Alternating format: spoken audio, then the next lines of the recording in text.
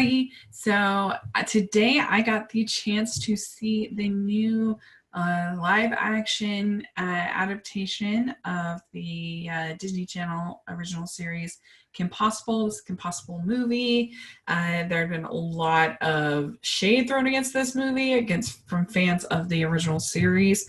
I didn't really watch the original series, but I have seen both of the movies and I really enjoyed those. It was a little bit after my time as far as animated TV shows, but I did, like I said, really enjoyed those two movies that they did, Stitch in Time and So the Drama in those. And so here we have this live action version. A lot of people were really skeptical. People didn't like the trailers, whatever. I think, when you're looking at a movie that is made for teenagers, made for children, it's a TV movie, I think you have to look at it on a little bit of a different scale than when you're looking at a Pixar movie or you're looking at a feature film that has $150 million budget. It's just a little bit different than this that has probably a $5 million budget and are doing the best they can with what they have, trying to entertain you. And you can say that's making excuses for them, but I think it's just the way things are. You have to judge things for something that it's trying to be, not against, I don't judge a high school play off of a Broadway level play. I judge it for, is it a good high school play? Anyway, that goes back for my thoughts, but that's neither here nor there. So for the most part, I really enjoyed this Kim Possible. I thought they did a really good job creating the overall aesthetic and feel of the animated show.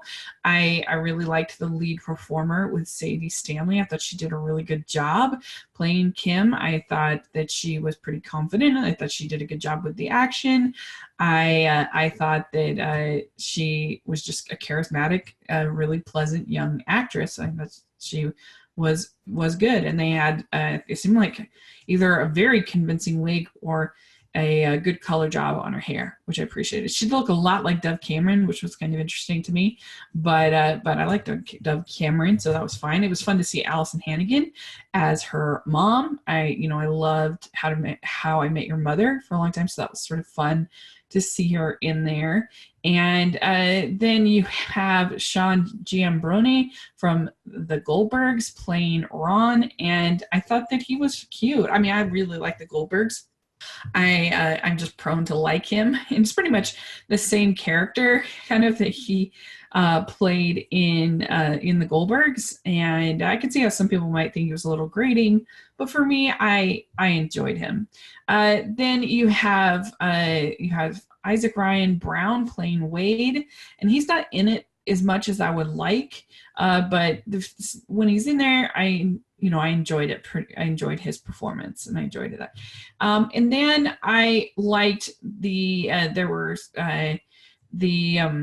you have Dr. Draken, played by Todd Stashwick. He's played this mad scientist, and I thought it was really fun. Like, sometimes I just like a villain that's very like ha ha ha, kind of a thing, and very conniving, and I like that. And he has an assistant named Shago, who is his female henchwoman, and she was fun. I enjoyed that. It really starts out strong with Patton Oswalt as Professor Dementor, as this mad scientist. He's like speaking in German accent, and it's very like classic, fun hero villain kind of dynamic going on, and with people cackling and stuff. And I like that. I think that really is something we don't need all villains to have this like complicated backstory and everything.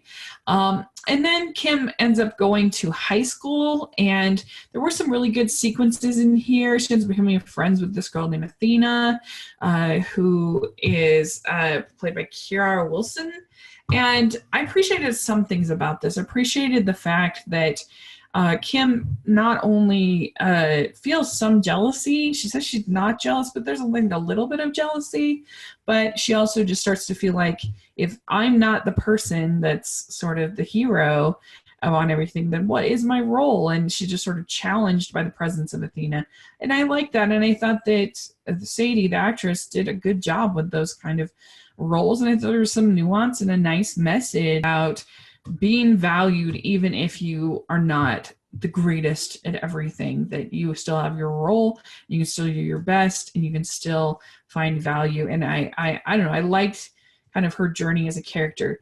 There probably was too much time spent at the high school, and I think that, you know, where there were like 4 or 5 times when she's sort of late to this one class, and that didn't really kind of go anywhere. And there were other things that, I don't know, there was kind of a pretty long stretch where there was no action.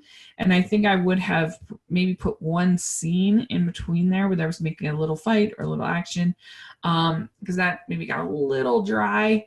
But I think that if for kids that are in middle school, in high school, they're dealing with bullying, dealing with, trying to fit in, trying to make teams, trying to be yourself, know how to things. I think they'll really like it, and I think they'll really learn something nice from it. So, but as far as for me as an adult, I think it would have been nice to have a little bit more action in that sequence.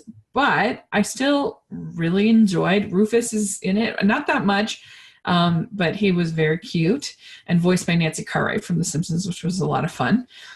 So overall, I enjoyed the film. I think it is a solid, entertaining Disney Channel original movie. Of course, my favorite original movies are the ones that are musicals. I love those. And so this isn't a musical. The music was fine. It was fun enough. But anyway, that's sort of my thoughts on Kim Possible. If you saw it, what did you think? Did you like it? If you have kids, did they like it? I'd be very curious to know. And yeah, thanks so much. Please subscribe to my channel. I'll talk to you later. Bye.